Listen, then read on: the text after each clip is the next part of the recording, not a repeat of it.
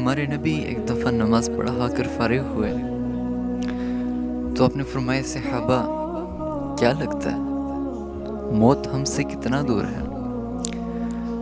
تو ایک صحابی کہنے لگے یا رسول اللہ کیا پتہ فجر پڑھیں عشاء پڑھنے کا وقت ملے نہ ملے۔ آپ نے کہا نہیں بہت دور عمل ہے۔ پھر ایک کہنے لگے یا رسول اللہ کیا پتہ ظہر پڑھیں عصر پڑھنے کا وقت ملے نہ ملے، یہ بھی بہت دور عمل ہے۔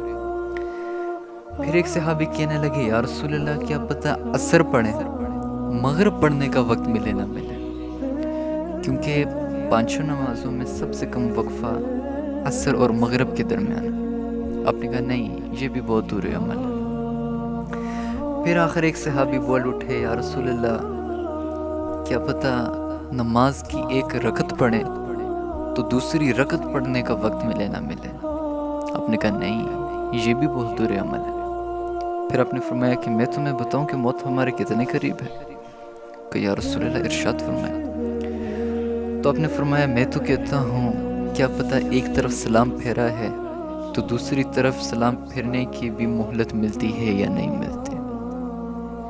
کیا ہم اپنے سامنے لوگوں کو مرتا نہیں دیکھتے، اٹھتے جنازے نہیں دیکھتے، ہلتے قبرستان نہیں دیکھتے، ڈوبتا سورج نہیں دیکھتے، چلتے چلتے لوگ ہارٹ اٹیک ہوا گرے مر گئے اور پھر دنیا سے ان کا نام یوں مٹ جاتا ہے کہ جیسے کبھی دنیا میں آئی ہی نہ ہو۔ بیوی بچے اولاد ماں باپ رشتہ دار سب 3 دن کا رونا رو کر اپنی زندگیوں میں مصروف ہو جاتے ہیں، پھر آگے وہ جانے اور اس کے اعمال جانے۔ مزہ نہیں آ جاتا کہ جب مر کر اللہ کے حضور پیش ہوں تو اللہ خوش ہو کر کہے سلام قول من رب الرحیم، آج تمہارا رب بھی تمہیں سلام پیش کرتا ہے۔ مزہ نہیں آ جاتا کہ جب اللہ کے حضور پیش ہوں تو اللہ ہمیں کہے سلام بالصابرین، آج تمہارا رب بھی اپنے صبر کرنے والے بندوں کو سلام پیش کرتا ہے۔ ہاں ہاں میرے عزیزو، یہ دنیا عیاشوں کے لیے نہیں ہے، یہ دنیا اپنی خواہشات کو پورا کرنے کے لیے نہیں ہے، یہ صرف اللہ کو راضی کرنے کے لیے ہے۔ یہ ایک ایگزامینیشن ہال ہے جہاں ہمیں بھیج دیا گیا ہے، ہمارے ہاتھوں ایک پرچہ تھما دیا گیا ہے، ہمیں ایک وقت مقررہ تک بھیج دیا گیا ہے۔ جو ہی ہمارا وقت ختم وہیں ہم سے پرچہ چھین لیا جائے گا اور اللہ کے حضور ہمیں پیش ہونا ہوگا، پھر باقی عملوں کا حساب وہاں ہوگا۔